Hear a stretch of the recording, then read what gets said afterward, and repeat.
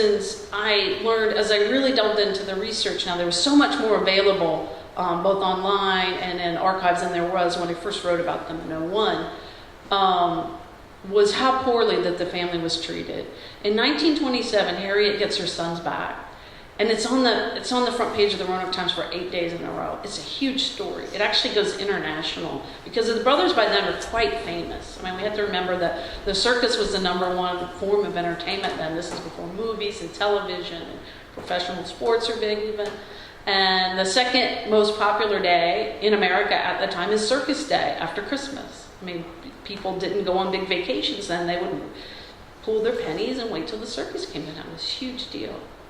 So Harriet, in a letter it made in Jim Crow, Virginia, in Roanoke, where the city codes have actually been rewritten after the 1902 Underwood Constitution was changed, where blacks then had to pay poll taxes and answer these tests. And it really cut down their voting, but they were actually told what blocks they could live on and where they couldn't. So in that climate, she gets them back. And 8 police officers come because the circus doesn't want to give them back. And there are Ringling travels with lawyers. There are 3 lawyers, and then there's this manager, their promoter, the one that Willie always said was the one that kidnapped him. And the way the Roanoke Times covered the story was to write a lot about it, but never one time to interview anybody in the family. And I thought, I knew the Roanoke Times had covered the white establishment point of view for many decades, but I didn't actually realize that the New York Times had covered the story the same way. And the New Yorker, the following year when the brothers rejoined the circus after much drama and a lawsuit, she filed a lawsuit against the greatest show on earth and won a settlement. The New Yorker said that the brothers rejoined the circus because, quote, the fried chicken had given out. So they were really this is why Nancy was so angry and didn't want me to have the story and didn't want anybody at the Roanoke Times or anywhere to have this story. It was that way. All the coverage was that way. And so, the driving question for me was, how did their mother, an illiterate maid, manage to get them back? And what was she up against? One of the things I hadn't realized the first time until I spent a lot of time in the Virginia room of the Roanoke Public Library, which is a great resource, and just reading old newspapers of that day and seeing firsthand what kinds of stories that were written about African Americans. But I knew that 8 police officers had turned up. I didn't know that the top law enforcement officer in the city, that's him on the left, was the founder of the local KKK. And that the KKK just a few weeks before had rallied, a huge rally in that same fairgrounds where the circus came through. And so just to put that story into context, it just told me a lot about how almost suicidally bold she was. And so she files a lawsuit. She eventually wins a settlement for their back pay. And later, this time then they're supposed to be paid from then on out. But then later, whenever the circus can get away with not paying them, they do. And so the checks either stop coming home or they bounce when they do come home. And so somehow she gets another lawyer and files another lawsuit and ends up getting this guardianship installed such that whenever the checks bounce, somebody, a missing persons detective, a Pinkerton detective, goes out and finds them wherever they are in the world. And that too is really astonishing. So there's all these little clues in the court documents which were really fun to look through. But I didn't always understand them.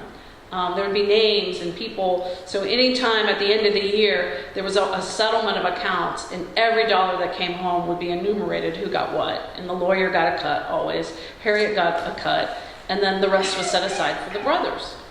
And one of the things I did, one of the methods that I did, I did this in Factory Man and in True Bind, is I would drive around the same community with different people. And then when you start to hear the same stories in the same places, they start to add up. And one person will tell you one thing, you'll tell that to somebody else, and that makes them remember something else. But one day I was driving around with people from the West End of Roanoke who had grown up there, and I had been trying to figure out who in the heck is responsible for finding these circus promoters and making them pay. And there was a name on the line, but I couldn't find anything out about his name. Other than his name, I found out when he died. His name was John Haupt. His son had died. Nobody from the church knew him. And then I stumbled upon this lady in the red sweater one day, and he was her stepfather. So suddenly I had this whole story about this amazing time in the brothers' lives, and also the relationship between this black bail bondsman who was sort of the heavy and this nervous white lawyer who would later become a judge. And it just, it just made the story come to life. And whenever I would find out new information in the story, I would call Nancy, the formidable niece, up on the phone, and I would tell her. And if it was something like that, she'd say, "Oh, Uncle Willie has been really busy helping you today." So, as if he was the kind of the architect of it all. She said the same thing actually when I sold the book proposal. She said, "Yeah, Uncle Willie's really looking out for you." And who am I to say that that's wrong? And another amazing find, the gentleman on the right, there's a civil rights icon in Roanoke, passed away recently. Darlene, I bet you met Mr. A.L. Holland a time or two. Yeah, just a wonderful man. And he was the old man at the library who put the newspaper he was reading down and wept. And when he was 10 years old, it was 1927, and he remembered it all like it was yesterday. He remembered hearing the story. He remembered seeing the people flooding their front yard, wanting to catch a peek at them the night they brought him home. And he really, I would call him over and over, and he would tell him what I'd learned, and that would spark new memories. But the reason he spoke to me, I think, is because he knew me from that story I had done on Selena. Selena, by the way, that's her on the left. She's now the head of libraries for Christiansburg, Virginia. So I love that. Go libraries. And then what was life like for sharecroppers back in Truvine? That was a big draw of the story too, because I was trying to tell not just the story of the brothers on the road, but also the family at home and what they had been faced with. And just try to answer this question was, once they knew they were being paid and their mother was alive and they could come home and visit her, was their life in the circus better than it would have been had they stayed? It was just a complicated question. When I interviewed this family, they had sharecropped for decades, up until the 60s. And Miss Mabel in the middle is now 100, and Charles has passed away. But Janet Johnson in the front, I met her at that food pantry in that picture I showed you earlier when I was doing the other story, and then was able to get to know her for this. She never learned to read because she dropped out of school in the 5th grade. She got ticked off because the white kids who sharecropped were allowed to go to school when the crop was in, but the black kids weren't. And she reads a little bit now, but I got her a copy of the book on audio so she could listen to it. And she said she remembered the story. She grew up right down the road from Truvine. She remembered hearing about these 2 brothers that were kidnapped, and she felt sorry for them. But she also remembered the story with a touch of longing. She told me that only in a place like Truvine, for some of us, could the notion of being kidnapped feel almost like an opportunity. So briefly, here's some pictures of them. I spent a lot of time trying to bring alive their time in the circus. This is the first known picture of them with the sideshow. They just look scared in the picture to me. I was happy to get it. To me, they look to be about 11 and 14. And one of the things I did, somebody else I was interviewing suggested I send the photos that I get, especially the new photos, to a historic costume expert. And I did. And I found this guy in Charleston, South Carolina, who was just so excited to look at all the pictures. And he would blow them up and see things in them that I would have missed. Like in this picture, for instance, he noticed that their seams were stretched out. And he said, "Oh, I think they've been wearing these suits for at least 2 years." And that was a really good detail. And then so I started sending him all the pictures. I said, "Oh, thank you, this is so helpful." And he said, "No, you have no idea. Historic menswear is my passion." So I love that. That's a great thing about being a reporter too. There's always somebody who's just like dying to tell you what they know about stuff. This is the only known picture of George and Willie with one of their captors. This was a fellow out of California that ran a circus called Algie Barnes Circus. So that's Algie Barnes in the middle. This is around 1922. We know that he bought and sold them because he brags about it in his memoir in 1936. He talks about buying the boys after they were left with him as security for a loan. I mean, he writes about them in loan shark terminology. It's just part of the challenge of this book was to try to put the reader in the mindset when this is the way, it was just not questioned. This is the way African Americans were treated. The only thing I could really be sure of in all the thousands of stories that they were written about is that never once was their voice recorded.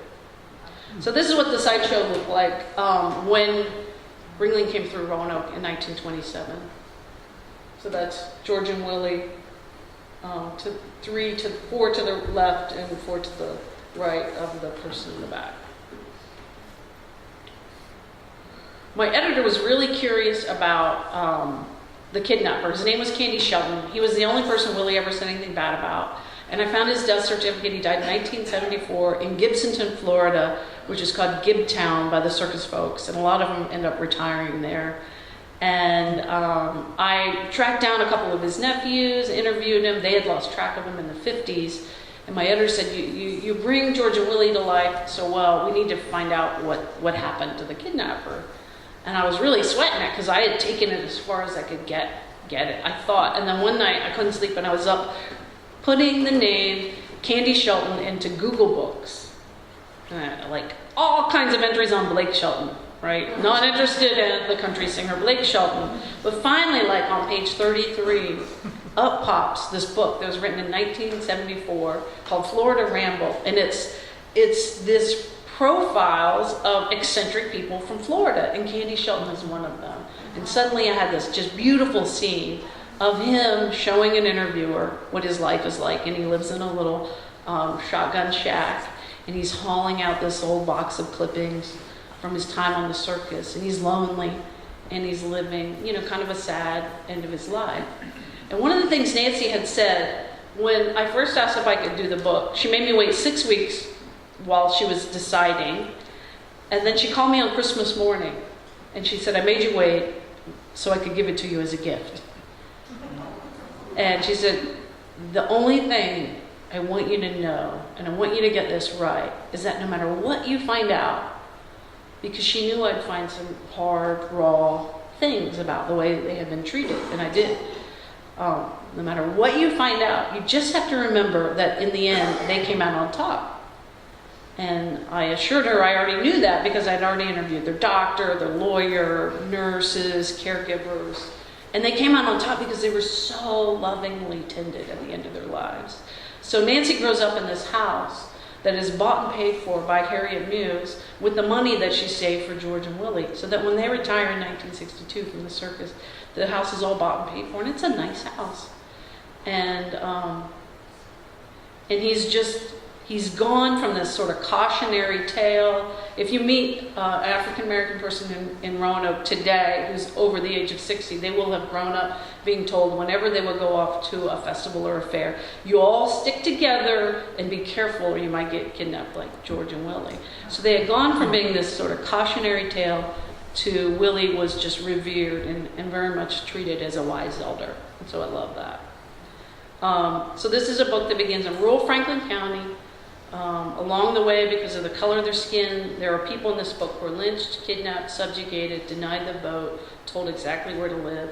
One of the characters is even murdered. All the while, the family's story is quashed and mocked. But still, like this tobacco plant, and this is a picture of a flowering tobacco plant that I took right down the road from Truvine. Still, the brothers and their mother prevail. So it's astonishing. And people have asked, why did you call the book Truvine? And I call the book Truvine because that's where the family was from. It's this little rural crossroads in Franklin County. And the reason it's called Truvine, I eventually learned, was because Well, I knew the church there was called True Vine Missionary Baptist Church. And when I asked the minister why it was called True Vine, he told this great story about how the first traveling itinerant minister to pass through gave a sermon on John 15. I am the true vine and my Father is the vine dresser. And he said this is a really important verse to black families in particular, especially, pre and post Civil War, because it harkened to this time when a lot of the best hope they had was for the afterlife. So it was this notion that no matter what you do to me, if I'm right with God, then I'm going to prevail. If I have this true vine, this connection. So I love that.